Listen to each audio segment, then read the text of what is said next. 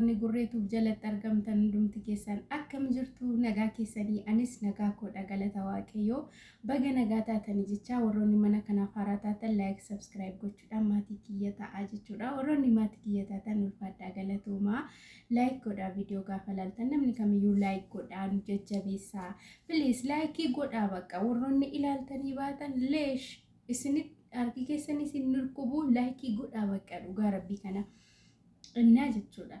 Har'a Ayyuu fi Saayidoo qabadhiin yeroo baay'ee isaan irratti viidiyoo hojjechaan ture gidduutti immoo Aabeen ture mikniyaatum sababni isaa kanan Aabee fi irratti hojjechuu kana dhiisee fi garatti cituu dhabee jechuudha dhugaa rabbii kana waggaa guutaa jiru jechuudha jarri kun egaa lola kana kaasanii jechuudha. Innaa garuu yeroo ammaatti kan miidhamaa jiru eenyu yoo jettan Ayyuudha na azasiiste Ayyuun dhugaa rabbii kana.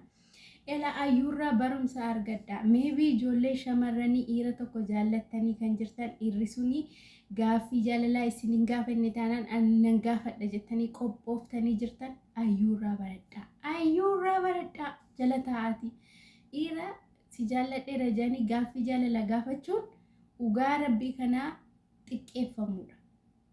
Yeroo ammaatti namoonni baay'een kan isaanii itti miidhamanii bakka miidiyaan kun keessumattuu amala nu balleesseera aadaa nu balleesseera safuu nu balleesseera dhugaa rabbii isiniin hin jaa kanaaf bakka yoon jaalladhe ani yoon gaafadhe maal rakkoo qaba namoonni jedhan baay'eetu jiru ani isatti naman dhugaa rabbii isinitti himaa isatti naman namni jaalalli isin qabee dhiirarraa shamarran jaalalli isin qabee jiru dhiirarraa namni sun amma gaaffii jaalalaa isin gaafatutti isiniif dhiyeessutti tole jettanii ofii keessan hin gaafatina. Sababni isaa miidhama qaba. Ayyuun utuu ofii isheen gaafanne ta'ee gaaffii jaalalaa hin xiqqeeffamtu akka kanan taatu jechuudha. Bargit Saayidoon badiin qabu. Maaliif haadha ijoollee isaa barbaacha fiigaa jira walii gadi. Dhugaa rabbiidha. Isatti si faradamu. Maaliif namni ala qabu beeka jechuudha jaalala ijoollee. Inni amma Sumayyaa barbaachatu hin taane ijoollee isaa ijaan arguuf walii gad fiiga. Gidduu isaaniitti garuu eenyutu miidhamaa jira? Ayyuutu miidhamaa jira. Ufeekkoo guyyaa tokko tumbuliini torbeessa engadda galee kana hin deebi'ee deeme. Argitan miti isatti faradamu garuu ayyuun miidhamaa jirti. Dhugaa rabbii miidhamaa jirti na azasiiste jechuudha. Dura akkoo beektanii ani ayyuu situ balleesse jechaan ture. Ayyuunis badii qabdi nama abbaa ijoollee jaallachuu hin qabdu turte. Jaalala dhammoo jedhamee okkee jedhamee fuudhamee maal jedhame garuu yeroo ammaatti ayyuun haala gaariirra hin jirtu. Viidiyoo isheen gadhiistu laalaa.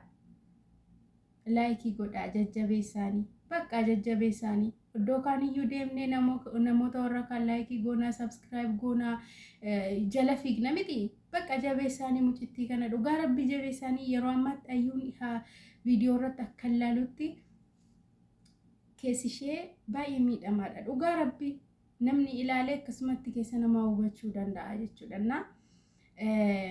Tokkoffaa ijoollummaa qabdii lammaffaa immoo jira miti jaalala sanadha kan akkas ishee godhe jechuudha. Kanaaf egaa yeroo ammaatti adda baaniiru jedhamaa adda hin baane jedhamaa adda hin baane Saayidoo fi Ayyuun adda hin baane. Garuu gidduu isaanii nagaan hin jiru akkuma amma argaa jirtan. Tokko gama taa'ee gama nawaa tokko dubbata tokko gama taa'ee gama nawaa dubbata. So gidduu isaanii nagaatu hin jiru malee adda hin baane jechuudha. Adda hin baane. Egaa gaa'ila dhaabbatanii adda ba'uun ni ulfaata.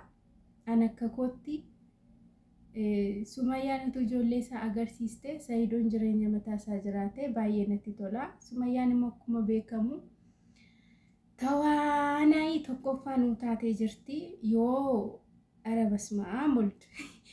Amma Yemenitti yoo argamte deebitee Addis Ababaa buuti. Hindi ani koo kanan jedhu Sumayyaan utuu nuti hin beekin xiyyaara mataa isaanii qabu ta'innaay dhugaa rabbii amma ለምሳሌ namni tokko Addis Ababaadhaa ka'ee Yemen galuuf tikkeettiin meeqa kun fixa? kana beektu miti ijoo torbee keessatti ji'a keessatti akkas walii gaddeemuun kun xiyyaaruma dhuunfaa yoo ta'e malee xiyyaara kan mootummaadhaan ni danda'amaa ani hin beeku. Humna Sumayyaa keenya afaan keenya illee dhageessuuti tokko malee jechuudha. Sumayyaa rabbiif jedhi ijoollee isaa agarsiisii.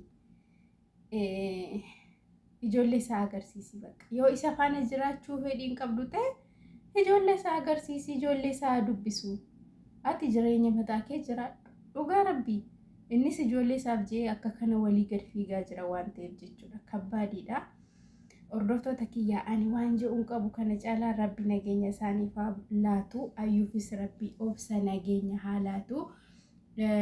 Ayyuu bira abadda. Jajjabeessaanii ayyuu. Mucayyoon kun guyyaa tokko aartee hirmijjaan taane yoo fudhatte